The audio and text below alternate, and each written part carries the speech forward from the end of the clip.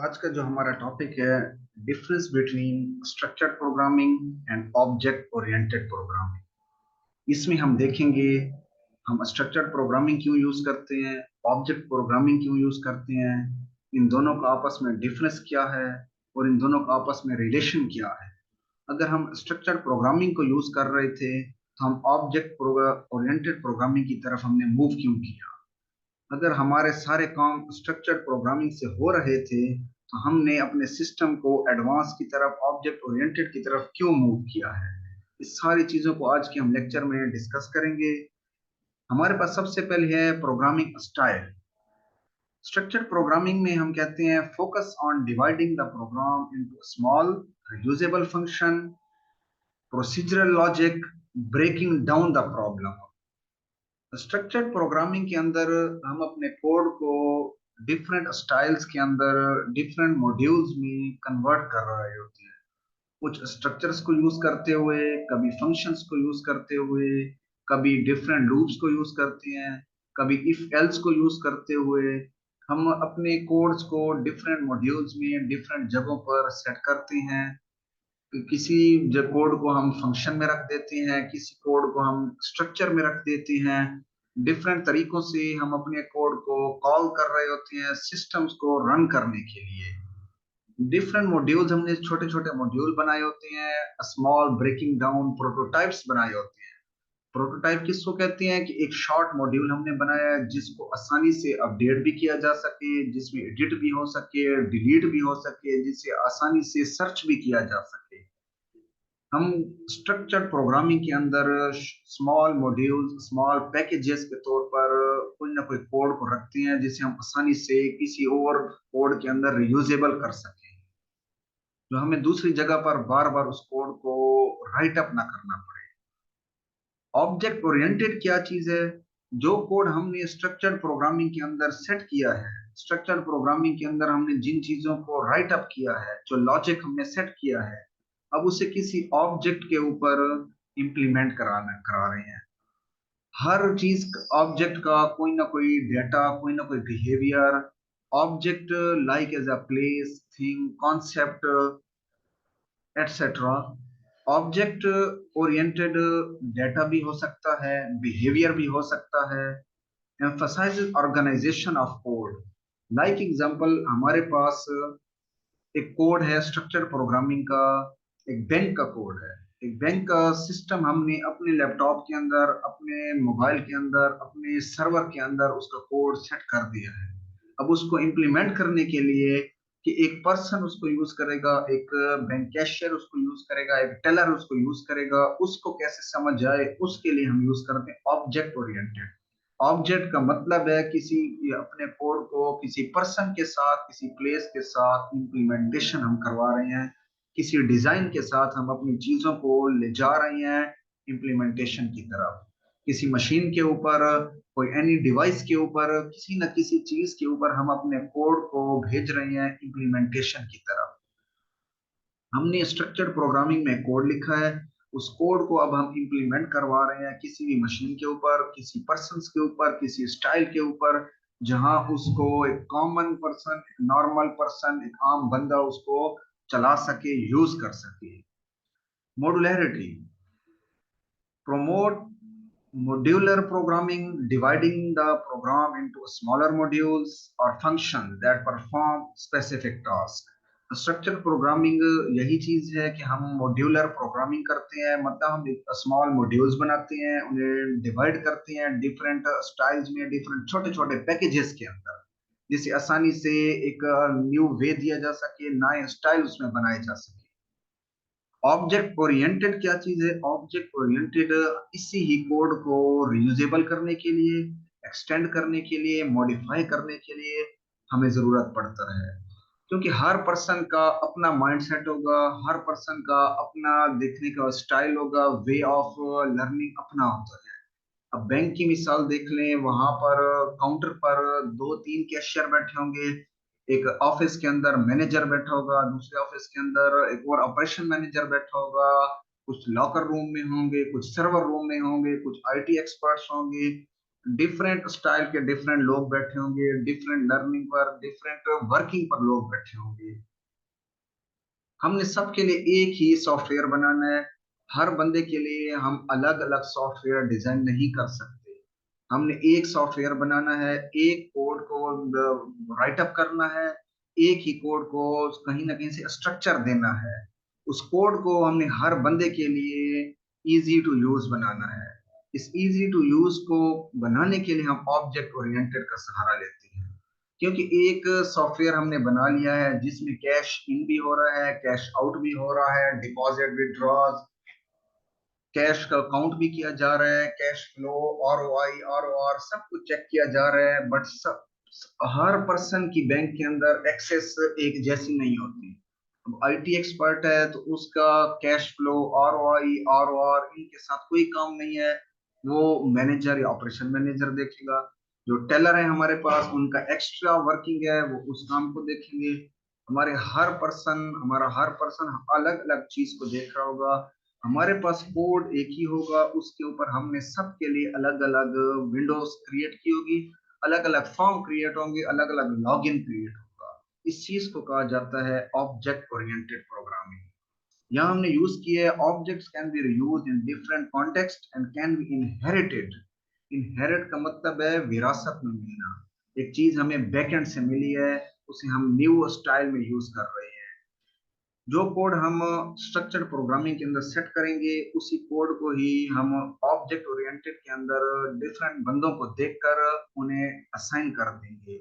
अब बैंक की कुछ चीजें कॉमन होती हैं। कैश का जितना भी सिस्टम है वो सबके लिए कॉमन है। अकाउंट की जो इंफॉर्मेशन है वो सबके लिए कॉमन है।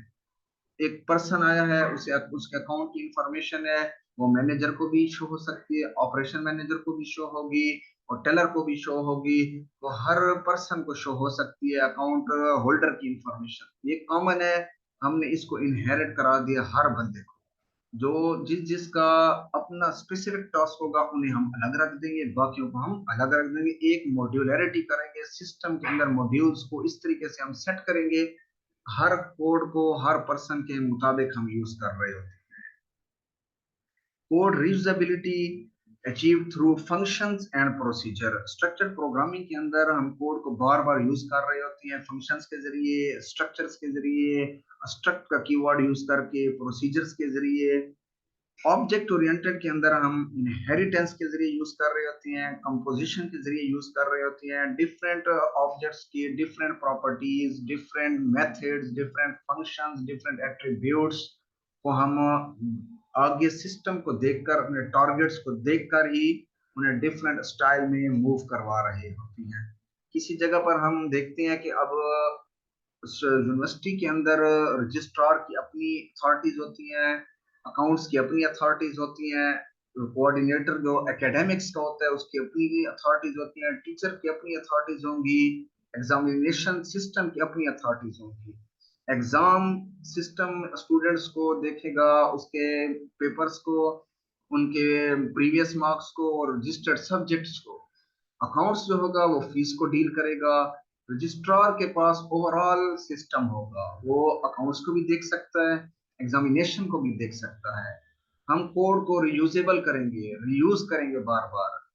क्योंकि एक कोड जो एग्जाम के पास है, स्टूडेंट का नेम भी है, स्टूडेंट का डाटा भी है, स्टूडेंट का सीएनआईसी भी है, स्टूडेंट का जो जो चीज एग्जाम को जरूरत है वो चीजें उनके पास भी है। वही नेम, वही अकाउंट नंबर, वही सीएनआईसी नंबर, वही स्टूडेंट का सेमेस्टर अकाउंट्स के पास भी है, एग्जाम के पास भी है, कोऑर्डिनेटरशिप के पास भी है, रजिस्ट्रार को भी शो हो रहा है। अब चार जगहों पर शो हो रहा है। अब हमने चार जगहों पर अलग अलग कोड को नहीं लिखना, एक जगह पर हम कोड को राइट अप करेंगे, बाकी हर जगह पर हम उसे इनहेरिट करके ले जाएंगे, उसे एज अ विरासत में लेकर जाएंगे।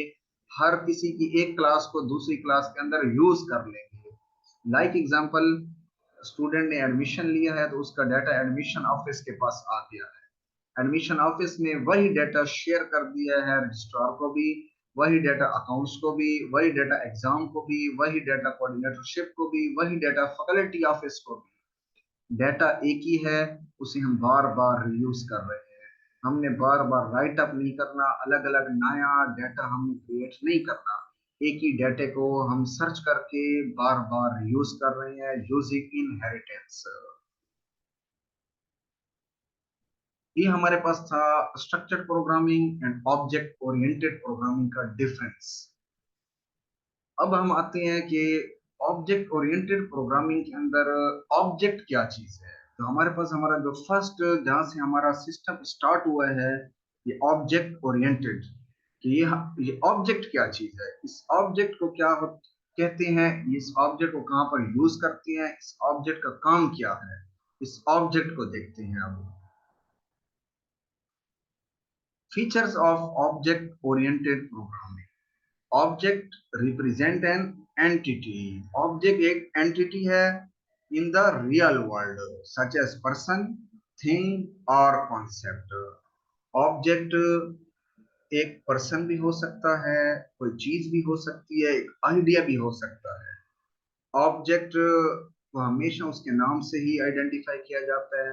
ऑब्जेक्ट यूनिक होता है, दो तीन चार नामों के ऑब्जेक्ट नहीं बनाए जा सकते। ऑब्जेक्ट हमेशा यूनिक होता है, हर चीज का एक ही ऑब्जेक्ट डिजाइन किया जा सकता है।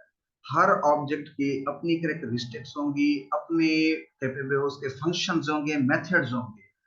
हर चीज का अपना वही बात है एट्रीब्यूट्स होंगे, उसकी खूबियां खामियां होंगी और उसके वर्किंग होगी कि वो काम क्या कर रहा है।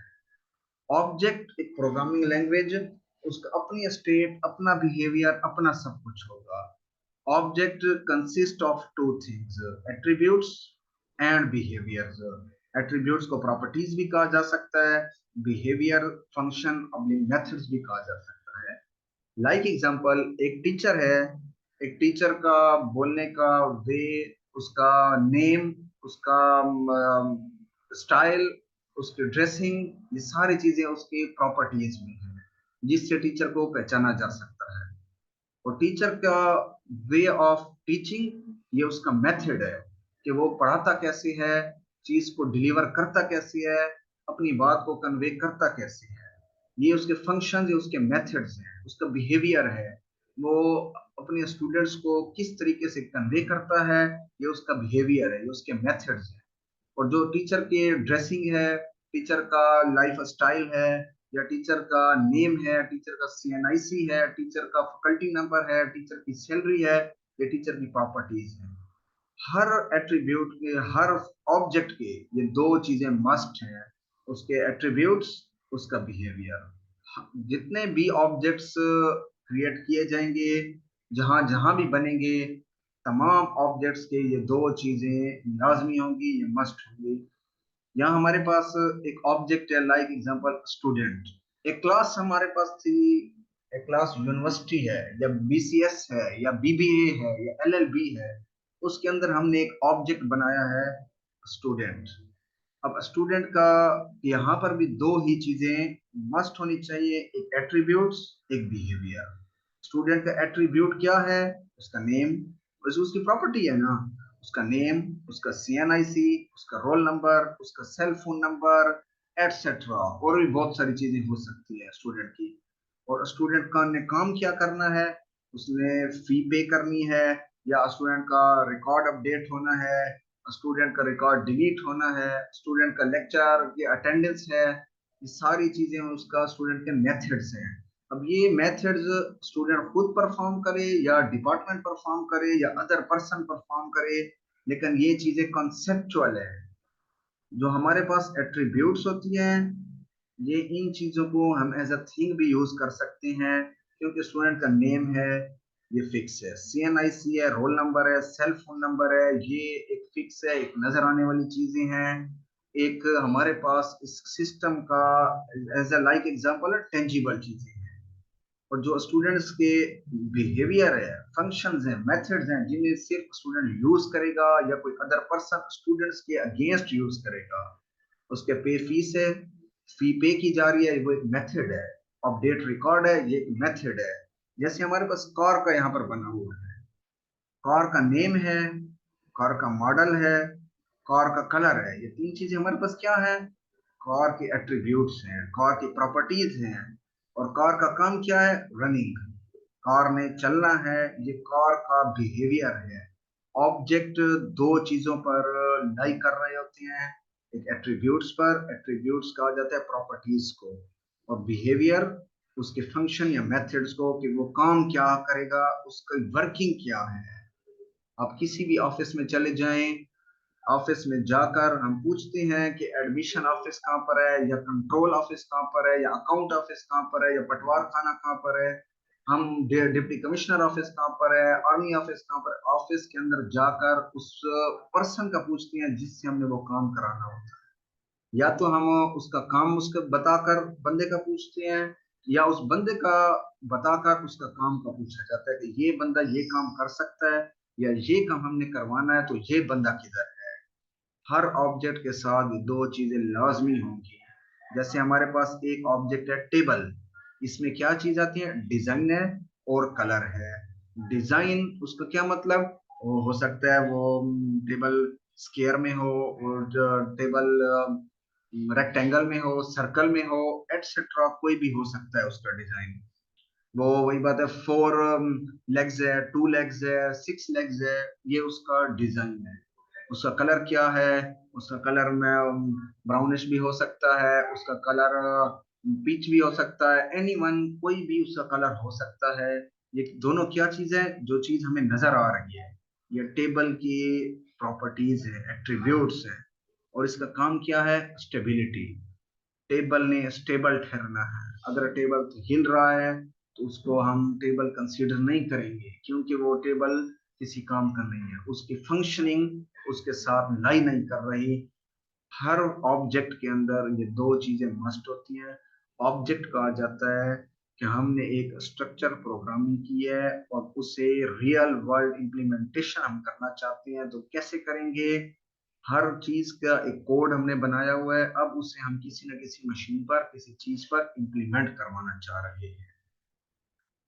Thank you.